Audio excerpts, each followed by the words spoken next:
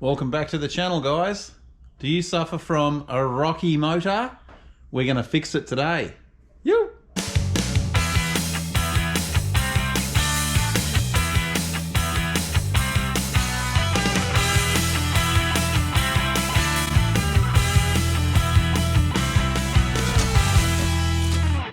We've got a couple of bits and pieces here. I do have two of these rubber mounts which are off a bay window. We've got a little cardboard template which I've already made, and I actually don't have a lot of sheet metal, but what we're making, I'm going to come and show you underneath the vehicle over here.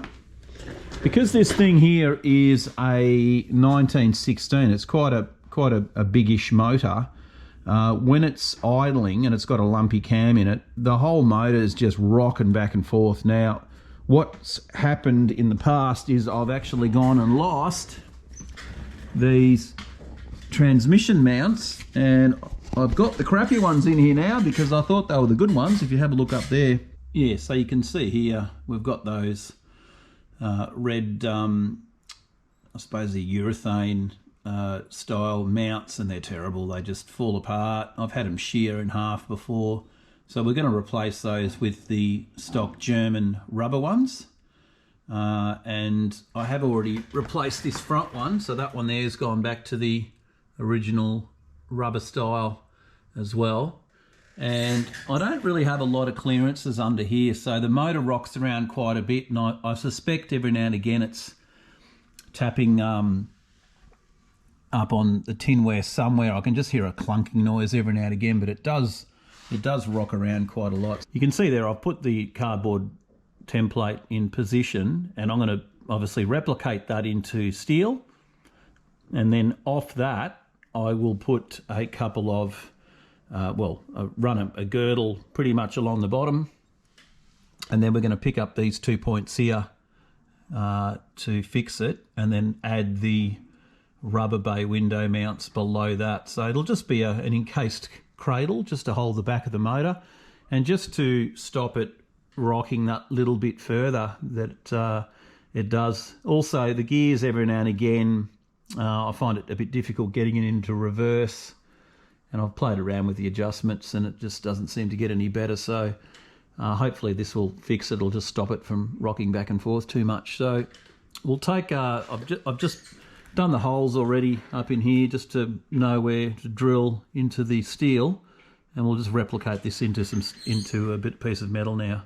All right, so back on the table here, this is what I've come up with. I'm going to join it into 3 pieces, and the reason I've got to do that is the holes aren't all on the same plane. They're actually slightly offset. So if you have a look under the bus here, it's probably hard to see it. It's not offset by a lot, but that hole there is not on the same plane as that hole and that hole up there. So this bottom hole actually sits out about 4 mil, and it just so happens that this is the perfect total fluke, but this, if I step this back like that, it's actually the right amount of steps so that everything is on the same plane when we tighten up the bolts. So I'm going to use the cardboard template underneath just to roughly get this into position. I'm going to tack it with a TIG before I fully weld it, and I'm just going to place it back up there, make sure it is right, and then I can transfer the holes, which I've got 1, 2, 3.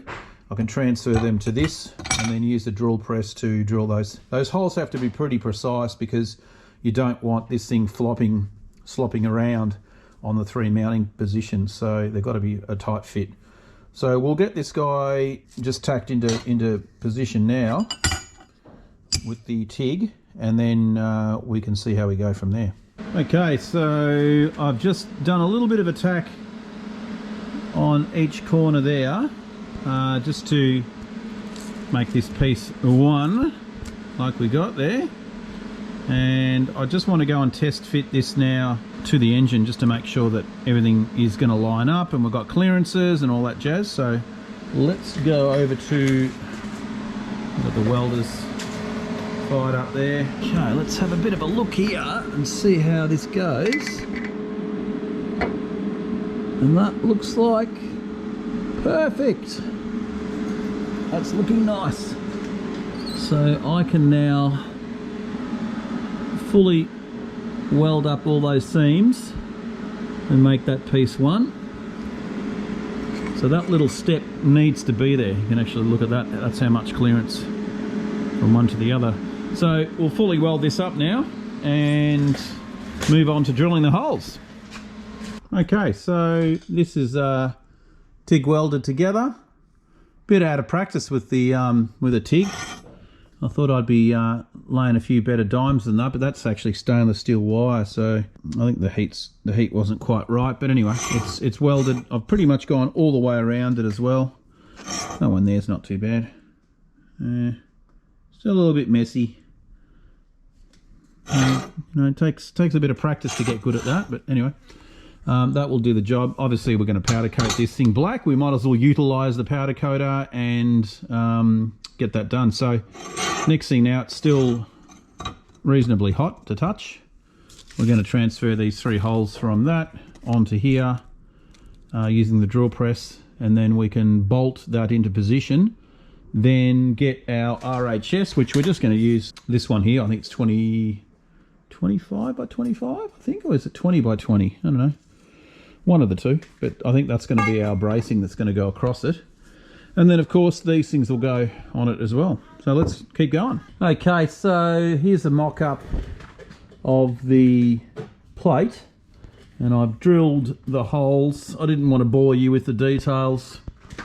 You can see just in there how you've got the little location bolt there, one at there.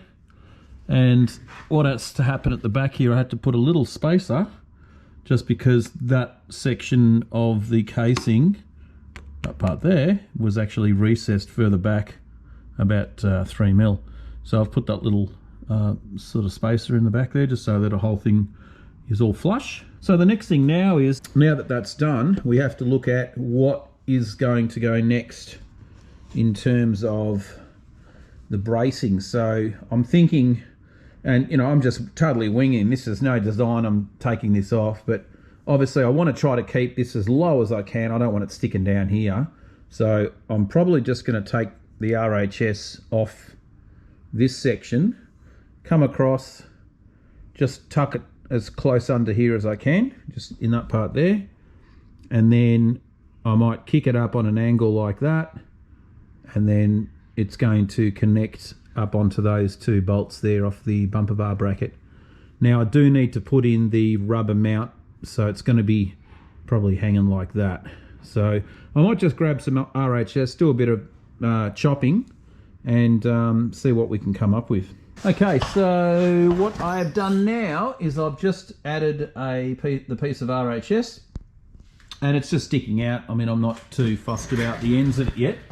What we're going to do, I've just put that bottom location, I've tacked it in position there, and then I'll obviously fully weld that all up. What I need to do now is make a little bit of a cut just here, and then this piece here we're going to cock it up on a slight angle, because what we have to do, I'll just grab this part here, let's get some light on the subject here. This is our rubber piece, and as you can see, if we cock that piece of RHS on that angle, then this part at the top will be nice and level with the top bracket there. And then we're just going to add a little extension up to the top there with the plate, bolt it all together, and the job is done. So that's the plan. So all I need to do now is work out this angle here, and then I can make a little incision on the back side of that RHS, cut only the back, little pie cut, bend this section up, re-weld it, and then we can add the final piece. So you can see there it's tucked completely up under the bus, which is fantastic, and that's just going to add a little bit of extra support for that rear end. So let's get these, we'll do a little bit of measurement across here, because we want, obviously, we want this part here to be the same on both sides, the angle. So I'll just get the tape measure and work out the centre and then go from there. Righto guys, so I've just gone and tacked the RHS to the bracket that we made just to check it out, and I've also done my little angle cut there. You can see it's a bit of a better weld, still a bit shaky, haven't had a lot of practice, but those angles you can see now if we go and lay this on top, that angle, this will bolt probably somewhere here like that, and then of course the top is dead level with the rest of it, so hence why we had to put that little kicked in angle. So that'll be just a bolt in. I'll probably have to space that out because it's a little bit too long there. That's okay. We can go and chuck that in the vehicle now and see what it looks like. It's still a little bit on the hot side, so I'll just put some gloves on and we're going to bolt that into position and just see how much on the ends here we have to cut off and work out where we need to bolt this into. So let's try and get that done. Okie dokie, so you can see what I've done now. I've just drilled a hole straight through the RHS. I'll have to just trim off that excess bolt there, and you can see now the angle meets up with the fend angle and we're all nice and level. So the idea is both of those are bolted on, and all I've got to do now is work out a way of connecting the top half up onto the frame. So what I've discovered under here is I was planning on bolting it off these bolts here and have it sort of sitting here, but unfortunately you can't get your hand in there to actually do the nut up. So what I'm going to have to do is make a plate that is going to accept these two holes from the top up here, and I'll just bring a plate out from the side here, and it'll be like a little L-shaped bracket, I suppose. It'll just come down to here and it'll basically sit about there, and then you can get your hand above it to do the nut up on that side. So, you know, I didn't really want to go and butcher this and weld into bits and pieces there. So at least it's just a bracket. It's easily removed if I have to take it out.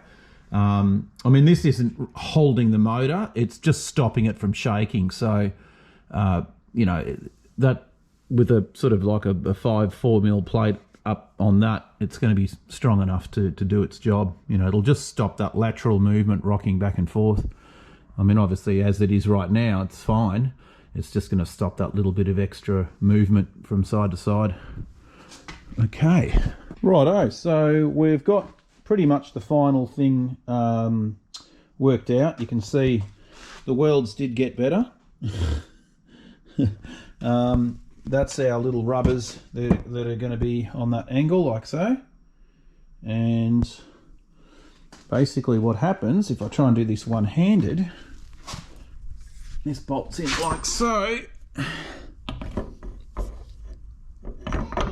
Okay, so if you have a look up there, guys, you can see that the plate goes through the back hole, and that's how it's going to mount. So before I go and pop it in, I'm just going to give it a lick of paint, some black paint just to make it look good, and then we'll mount it in for the final time and check it out. All right, so we're going to get these guys painted now. I just thought I will just use the black satin and get it sprayed up, and then we can install it in the bus.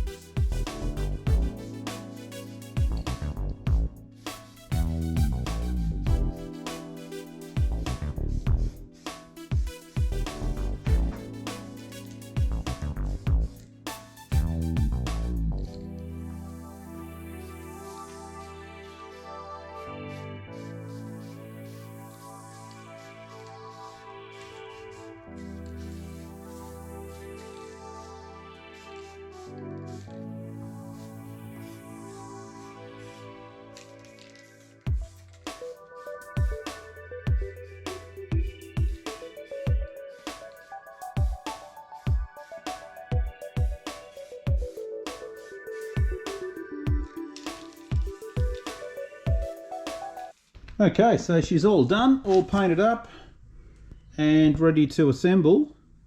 Let's see how it goes. You can tell it's we're coming into summer here because the blowflies are coming in. Damn little creatures. Anyway, let's get this thing installed.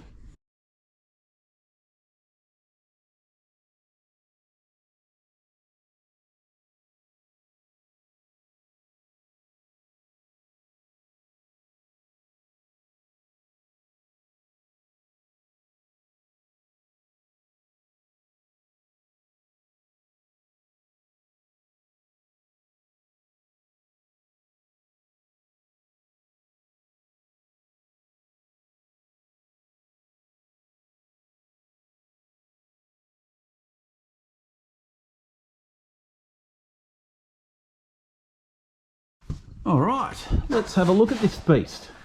Try and get a bit of light there for you. Yeah, so you've got your 3 mounting points and comes around, and then you can see the bay window mounts. So awesome. We're going to drop this down now and fire it up and see what it sounds like and see how much less vibration and rocking we have on this thing. So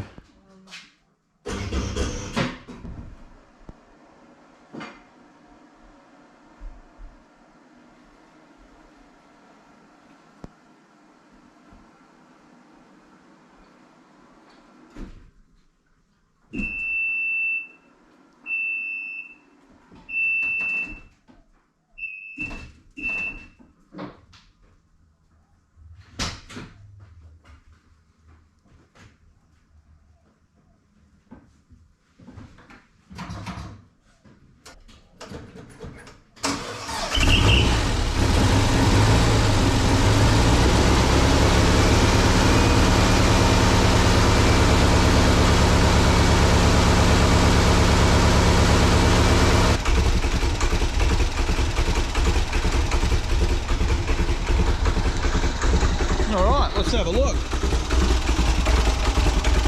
Oh yeah, way less shaking.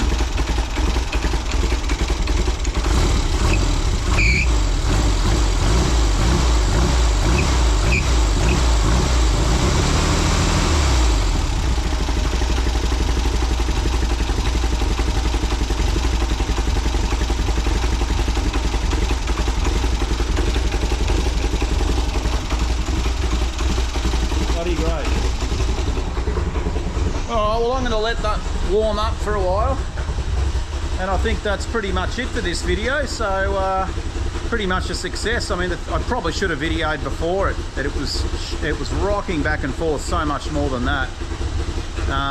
Yeah, so it's a bit of a success, I suppose. Anyway, we'll catch you in the next video, guys. Phew!